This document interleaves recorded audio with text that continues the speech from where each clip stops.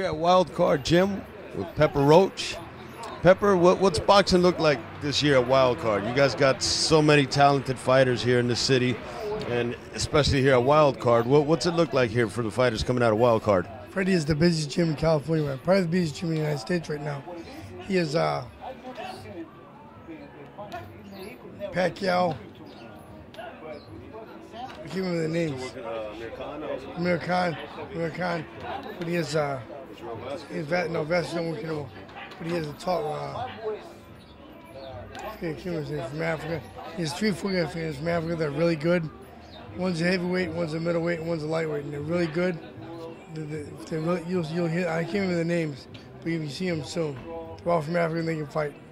Pepper, you yourself did a lot of boxing. You know, what age did you start boxing? My dad was a fighter, so from the time we were born, to the time we were 16, we all fought amateur. The whole family did. All the 5 brothers. Then me, Freddie, and Joey turned pro. There's 3 of us turned pro. Freddie was the best, but we all fought. But when we were kids, the whole family fought. There was no girl boxing; the girls would have fought too. That's how my dad was. Now, are you involved at all with any amateur boxing nowadays with coaching any fighters? No, Freddie mostly deals with pros. He has a couple of amateurs up there, but mostly pros. And now, if you were, because there's a big thing in California right now with amateur boxing. In Northern California, they had the president of USA Boxing. He wanted to ban events that were thrown at bars or places where they're served alcohol, even venues. If they served alcohol, they didn't want the amateurs around that. No ring card girls, stuff like that. What do you think about that stuff? When I was a kid, I fought all kinds of barrooms. I mean, I'm still here. I was a fighter. Here's one thing. There's nothing to do with the fighter. The fighter's not drinking. He's not. There's nothing to do with him. The people run. They want to drink, then it's on them. I mean. They drink at the circus. They drink everywhere. Let me tell you something. When I was fighting at the showboat, they served drinks. At the Caesar's Palace, every place I fought, they served drinks. And I'm not saying they shouldn't have fights in just places that don't drink, because nobody's gonna come. Right, it's part of the atmosphere. Part of the atmosphere. Ring card girls as well. So everyone comes, a lot of guys come and see them. Yeah. Sure they do. Now, you've had. I mean, you guys have been here 15 years? 15 years, yeah. Now, through these walls have walked in legends after legend after legends. James Toney, is there any chance of him coming back to Wild Card? I don't know. He's out in the gym called 360 out in the Valley now. I think James has something to do with the gym. I'm not saying he's the owner of it, but he has something to do with it. That's why he's training out there. But he liked Freddie. Him and Freddie along good. And Freddie had a lot of fights with him. But I think he's out there for a reason. Has Johnny Tapia come through? Because I heard that he wanted to come out this way and help train. He comes out here, Freddie will bring him in. Because him and Freddie are still good friends. Now, this year we've got some big matchups for Manny. Looking like Yuri Foreman for March, right? Right. Now that's what, the 8th title. What do you think of that? Manny Pacquiao's. I mean, when he came, he had 1 title. Since Freddie's had 7 or 8 titles. Freddie Roach, you did a good job with him. Freddie's done a good job with Manny. But Manny's a good fighter anyways. Don't get me wrong. Freddie's just polished him up. Sure did, but Freddie did a good job. Now the things with Mayweather, you think that'll iron out for this year? I hope so. Here's one thing. I'm not saying nothing against Mayweather, right? But when you postpone your fight, I'm not saying there's no huevos, because he's champion of the world and he's got balls. But like he went 9 rounds with Hatton, Packer knocked him out in 2. Did he fight Cotto? No, he didn't fight Cotto. Okay, well, I was trying. And Packer knocked him out 9. So Pacquiao's done some great things with guys that he didn't want to fight. So maybe he was a champion of the world. So I can't say he's scared. He's not scared. But maybe he's worried. Maybe he's like. He's to worry about. Right. Because he's champion world, so I can't say he's scared. Because the champ's not scared.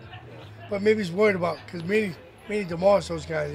He went 11, 12 rounds with them. Bottom line is, you don't get legendary fights without putting them balls on the table. Ali, Frazier, they had to be scared of each other, but they did it. But they fought, right. Okay, now here's one thing. They were getting $20 million a piece, and he wanted some blood test the day before the fight. Oh, what the fuck? Let me swear. What do you mean? Okay. What do you mean? What? Come on. Get it done. Here's one thing.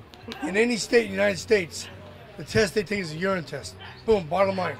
Why does he want a blood test? I have no idea. I think it's wrong. Well, in the end, you just got to fight. It's going to happen. I mean, Leonard had much more to fear facing Hagler. Right. You know, I mean, that was something to fear, and he did it. He was 82. They fought Hilton.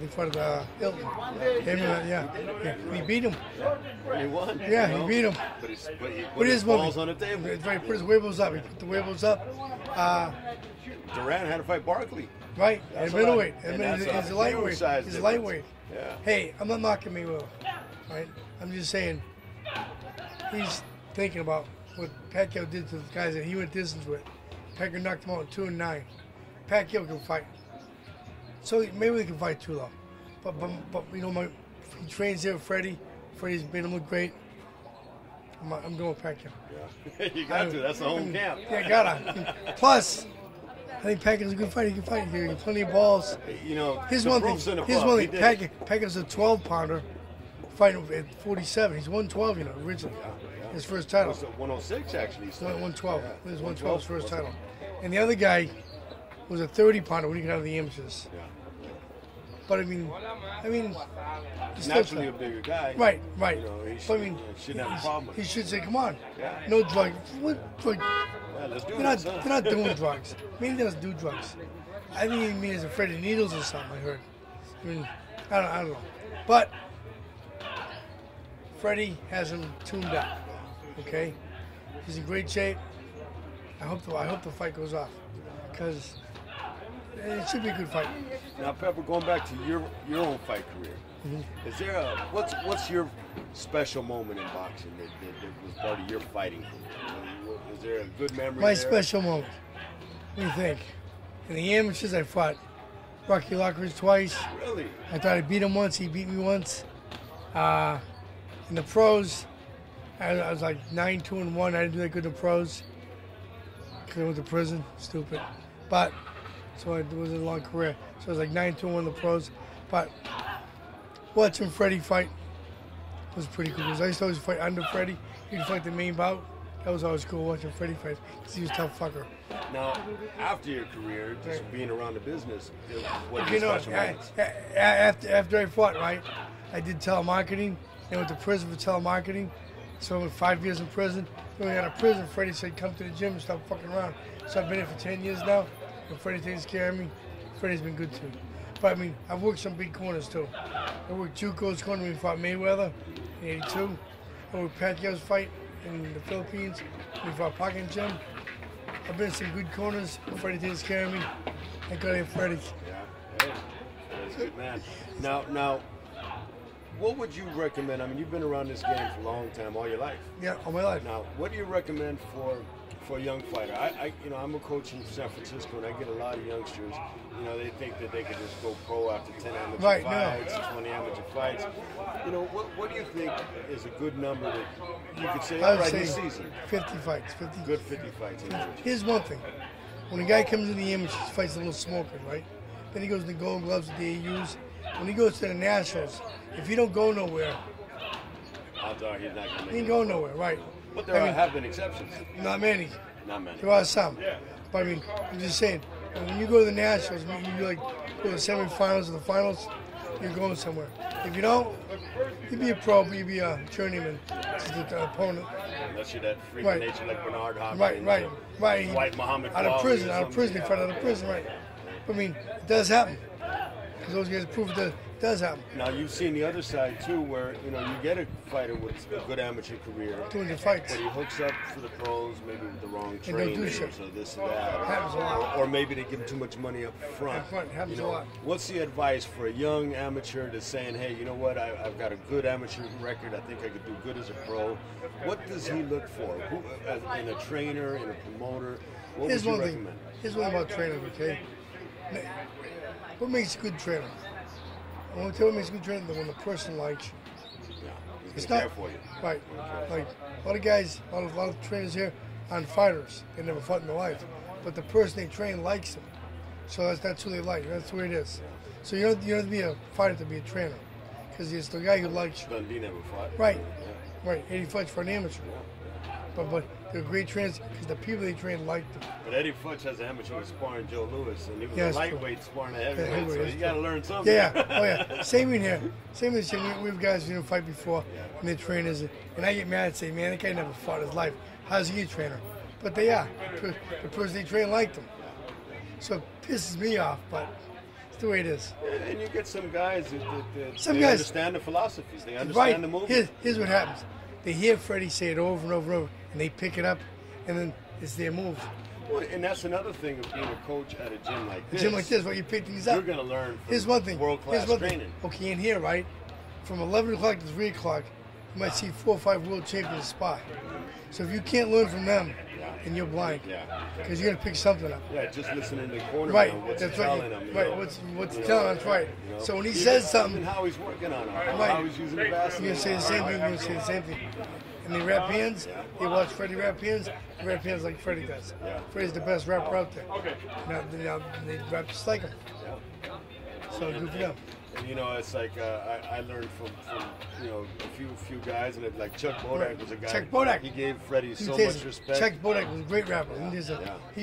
I used to watch Chuck rap. He's a good rapper. So if I watch him rap and I rap like him, I'm as Yeah, good as him. like John Bray picked up John a lot Bray. of Chuck stuff, and he John raps Bray. great. Let me He tell you raps something. great. John Bray was here for 6 months.